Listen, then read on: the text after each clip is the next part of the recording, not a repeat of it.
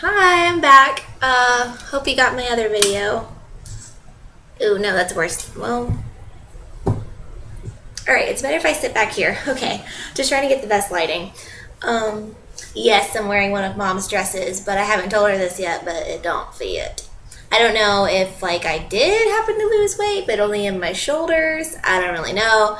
But I did notice when I tried to put it on today that I didn't even unzip it.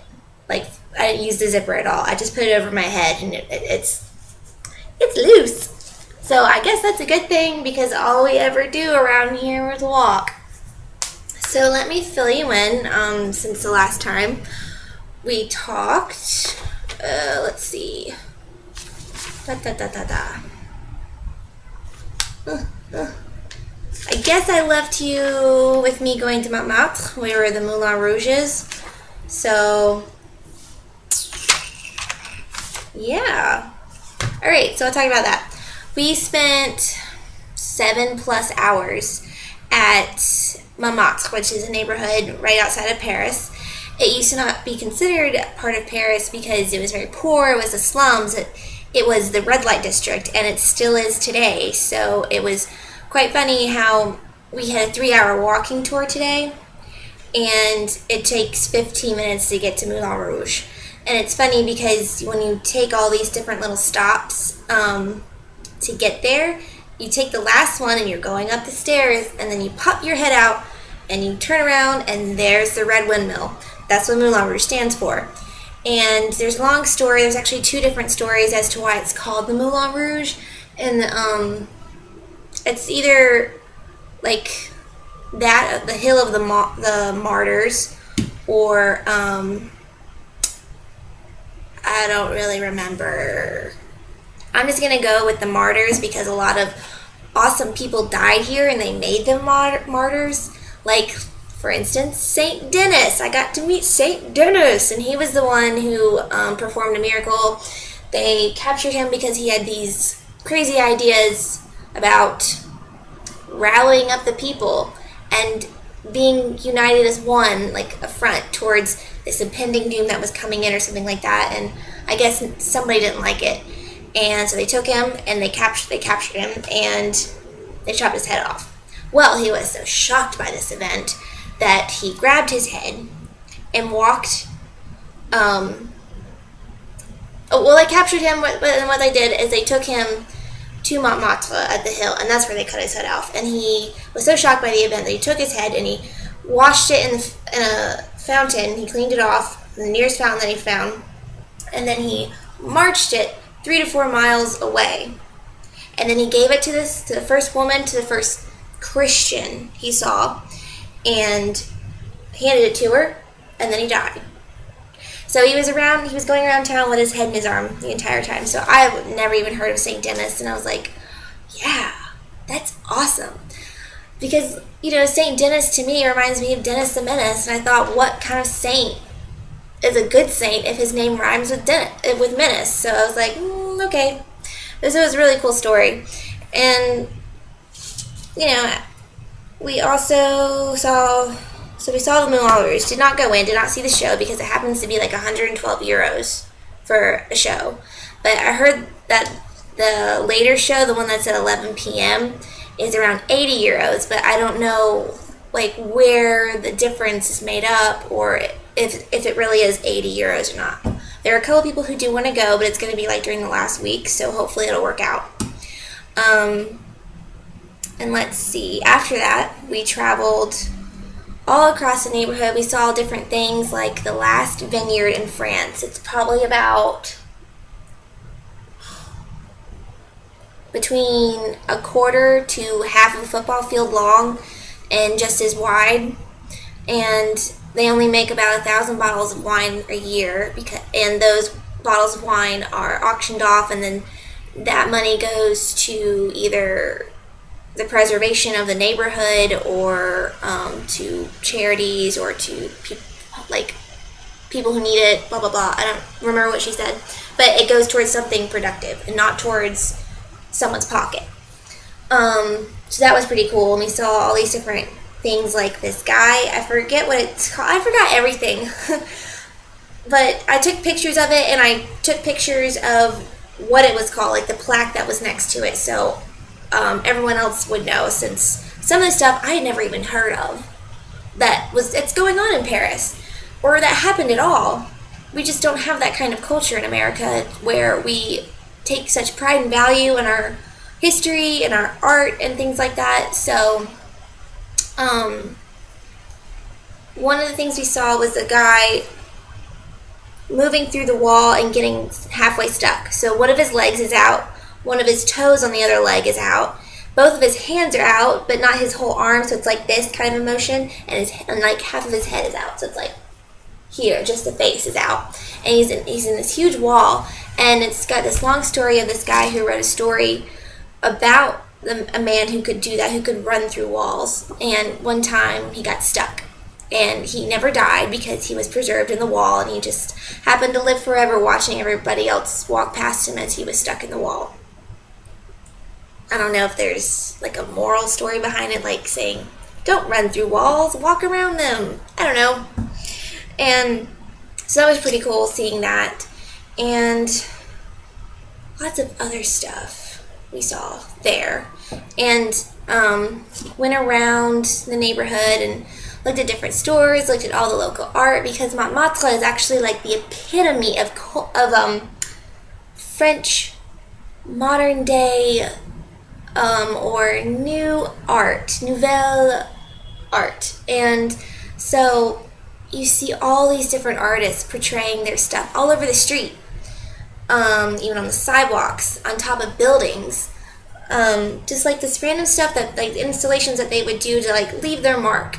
And there are just tons of local artists like drawing, Le Sacré-Cœur, which is a basilica I'm going to tell you about in a second, and Eiffel Tower, Arc de Triomphe, Notre Dame, all that kind of stuff. And it's like really unique and interesting, and I don't really appreciate wall art. I like moving art. I wonder why. And so it was really cool to just go in there and had my first crepe while I was in Montmartre, and it was like €4, and it was delicious because I had Nutella with it. And so I was really happy that we had it, and it rained quite a bit. But before the end of the tour, we went to La Basilica de Sacré-Cœur de Paris, which is one of the youngest churches in Paris. It's not even 100 years old. And so you go in, you see it, and it's amazing. They have, I forget which guy is on this side, but on this side it's Joan of Arc. And up in the middle is Jesus, up at like the top, and it's very, very tall. It's on the top of the hill, so you can see it from, actually you can see it from this building. I don't have the vantage point, because this looks that way, and the basilica is actually that way. And if you also look to the left, there's the Eiffel Tower. So you can see everything on the other side of the building, which I found out yesterday. And it's really cool. Like, I think I've seen more churches than I anticipated on seeing, because I've seen that surprise church in Saint-Sulpice, and then I've seen the Sacré-Cœur, which is in Montmartre, and then on Sunday, this past Sunday, I went and had International Mass at Notre Dame. I could not believe I did that, and I saw it. Well, I couldn't believe I went to church, but other than that, I couldn't believe I actually got to enjoy Mass at Notre Dame, one of the most famous, or the famous church in the entire world. I mean, if you do think of the Catholic Church, your mind goes straight to the Vatican, but the Vatican isn't actually the Sistine Chapel is the other one that I guess I had to cross off my Catholic list that I need to go see. So it's like between the Sistine Chapel and the Notre Dame, you're going to think of those first when you think of the Catholic Church, and it really is incredible. It's also one of those things where you come out of the metro and you turn around and there it is.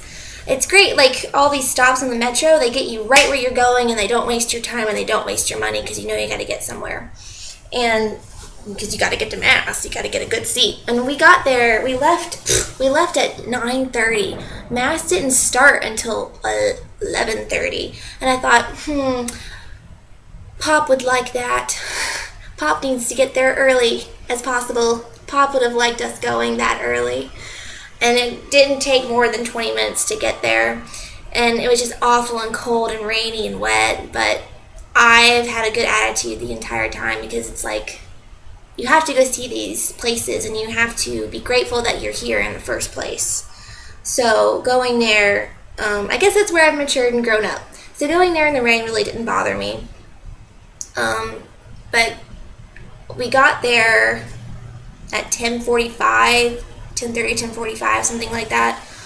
I know I only said it took like 20 minutes to get there, but like we lollygagged around, like just taking pictures and all this other kind of stuff.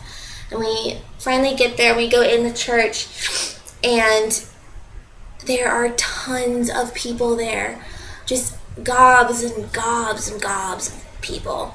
And when we get there, the mass before it is still going on. And there are so many people, like, they say you're not supposed to use flash in these buildings because flash somehow disrupts not only the mass, but also the way that they're preserving everything in the church. I don't know why flash makes it decay faster or worse or something like that, but it does. And people were still using their flash, and it's just so disrespectful. And like I'm standing there waiting for mass to get over, because like the mass, they have, I don't know, 500 chairs, maybe 600 chairs, just going all the way up to the main altar, and every seat was filled. And there were people going in, because there was a barrier. They had the basin where you had the holy water, and it was empty, and I was like, what the hell? And the other basin at the other side was empty, and I was like, I can't, okay. And people were walking in past the barrier to go and have a seat for the next mass. So they were already grabbing their seats and sitting down and whatnot. And so the people behind the barrier, those are the ones taking pictures. Those are the ones who are being disruptive, walking around, talking, shuffling their feet, not taking their picture and moving on, kind of a thing. And like with this church, like the other one, this also piece, you have that huge U. So you start at one end, you go all the way around. And so like continuously, you just hear that going all the way around. Well, finally, like mass ended, and I was like, all right, we gotta go get a seat.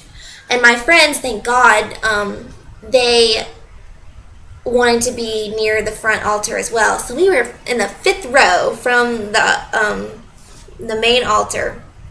And then, of course, the church stretched farther back even from where we were, because they have the choir and they have the rest of the statues, because Notre Dame means Our Lady, so they have 3 different representations of the Virgin, all holding the baby. So it was I guess the best one, where she's sitting down and she looks kind of sexy, I'll say that. Mary looked sexy all the way in the back, just be like, yes, sculpt me like one of your French girls, that kind of crap. So we sat down, and we still had maybe like 30 or 20 minutes until the next mass started, the international mass. And the Archbishop actually gave this mass, so it's really cool to see that and see him. And I went with 3 other girls, and only one of them besides me was Catholic. So the other 2, one girl said her dad was Catholic and she chose not to continue that faith. And the other one, she said her mom was Mexican. So I'm assuming there's some kind of Catholicism in her family. I don't know if it was still strong or what. But she's like, oh, I can't take communion because I haven't confessed. And I was like, okay. I didn't want to break it to her. That's not really how it worked, especially if you didn't actually know what communion meant to us, because we view it as a miracle, obviously. And the other one, she was like, yeah, I want to have communion, I'll just go up there and get blessed. And so the other girl was like, well, then what do I do? Like, I want to go up there or whatever. And I was like, just go like this, bless your, like, and ask for a blessing from the priest. And so when it was finally communion time, we go up there, and she's like, will you get in front of me? And I was like, well, that's not going to help you, because I am going to have communion. Don't follow me. But she obviously didn't get that. So she goes up there, and she's like, I didn't see anybody else do this. So when he handed me the little wafer, I just stuck my hand out, and I took it. And I was like, what? Yeah, and then this woman came up to me, and she grabbed my wrist, and she said, are you Christian? And I looked at her, and I said, blessing? And so she led me back over to the priest and made me drop it back in the bowl. And then I got blessed, and I was like, oh my God. I told Dad this story, and he freaked out more than I thought he would. Like, he was like, that's sacrilegious and all this other kind of stuff. And I was like, I told her what to do before she went up there. There's nothing else I could have done for her. But it was just crazy. But I enjoyed the Mass. And like they said one thing in English. One damn thing in English. But I didn't care because I understood everything. And I saved you the bulletin. It was really rainy, and I tried to keep it as flat and clean as possible. But like I couldn't keep up with it, and it was just getting wetter. So I just folded up and put it in my purse, but I still have it. So it's going to be like crinkly and gross, but I do have one for you, Pop. And so then I noticed also like Notre Dame never rejects visitors. So like during every Mass, all the time, they have people going around, taking pictures, being loud, being disrespectful, using the flash, never stopping, and like, it was just crazy. And I was like, I don't know if it's distracting or if it's just I don't know. I thought it was really unnerving. I didn't understand. But then we decided, we were like, okay, we really want to go up to the towers. And so we waited in line for a super, super long amount of time. We were like, okay, we're never going to get up there. And it started pouring. And I was like, this is so miserable. Can we just leave? And we're like, yes, okay. So we left, and we went back, and it was fine. So that was like the one thing that I did that day. I only did that on Sunday, which is probably the best thing to do. And that just means I have to go back to go up to the tower and see everything. Took tons of pictures of that, so that's good. Monday, didn't do anything. Tuesday, went to Versailles yesterday. Wow. Okay, so Versailles is a special place in my heart because Louis XIV, he is the ballet creator. He created ballet. We call him the Sun King because everything through him is light. It was that divine right from God shining out through him. And everything is bright in Louis' reign, in that Louis' reign, because the next one just fucked up. And so looking through all of the grandeur and the opulence and the amount of power through the large estate was just breathtaking. It's just, it goes on and on and on and on. And when we got there, it was just completely ugly and cloudy, but like we were in a good mood because everything was just great, you know? But the like stupid thing was like all of Asia decided to be in Versailles the same time we were. So literally we had like a huge line stretching from one end to the other, just full of Asian people. So you know how Asian people are. They have to take a picture of everything and stand there. And they push you. And they just, you know, they have no personal space and they don't care. They just want to like, I want to be a tourist. So that was pretty bad. So it was a very, like, crowded venue that day. And we were worried that it was going to start raining before we went to the gardens. But thankfully, when we got to the gardens, the sky was cloudy, but partly cloudy. And it was just absolutely beautiful in the gardens to see everything. We got to relax and walk around and see all the rest of his palace. And I didn't even get to see all of it. Because we also lost 2 group members, but that was their own fault. It wasn't until we decided to go to the out gardens where they have their summer house and then the private residence of Marie Antoinette. And we didn't get to see that because it started raining. So we had to walk all the way back through the gardens because we missed the bus, and the bus only came every hour because like as soon as we got to the bus stop, the bus left before we got on. And we're like, all right, we're just gonna walk, and it took forever. I think we were at Versailles from 8:30 until 3 or 3:30 in the afternoon. So we were there for a very long time, and I still didn't get to see what I wanted to see, and I still didn't get to buy anything. So I'm going back.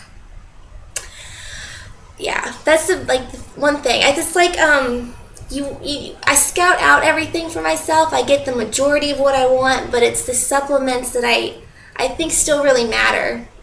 And so there are a lot of people who still want to go, and when I go on these field trips with my professors, I get really scared that I'm going to get lost. So I write everything down in explicit directions in case I do get lost. I know how to get back.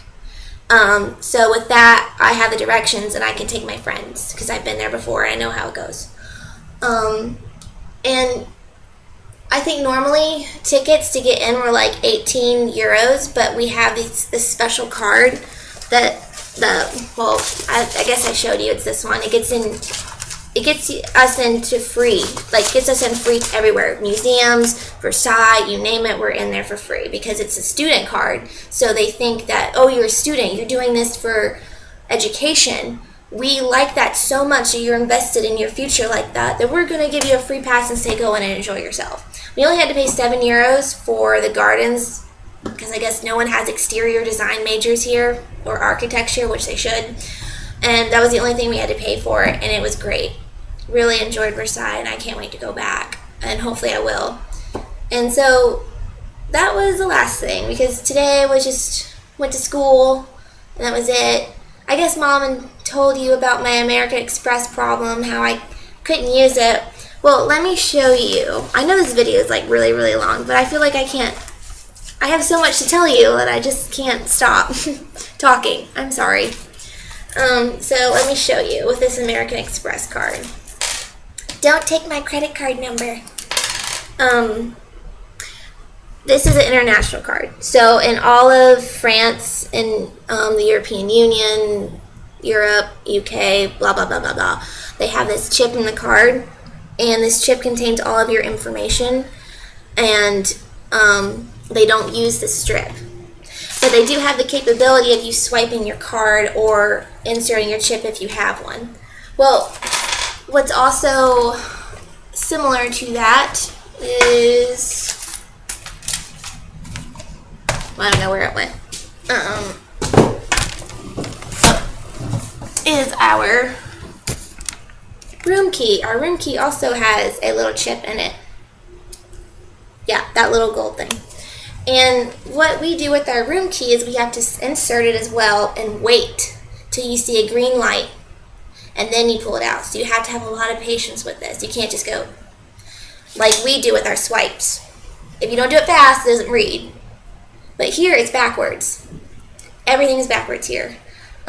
So what I've been doing whenever I ask, do you take American Express, I make sure that they take American Express, and then I would always swipe it. Never works. It always says it's invalid or the transaction has been abandoned.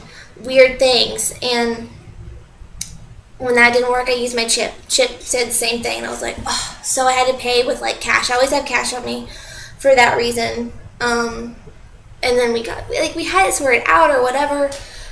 And I tried calling today to see if there's something I need to do on my end.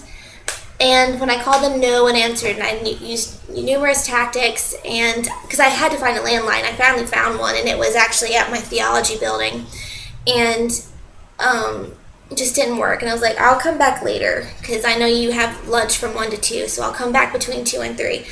I got there, the door was closed, and I didn't know she was in there, and I didn't want to barge it, and so I never called her, and I was like, oh, God. So my teacher told me, you know what, why don't you go to Starbucks, because Starbucks is American.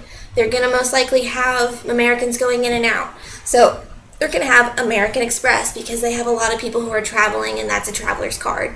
So I was like, all right, cool. But when I told her what I did with the swipe, she's like, no, just put the chip in because that's what it's for. If you have the option, use that first because that's easier for everybody.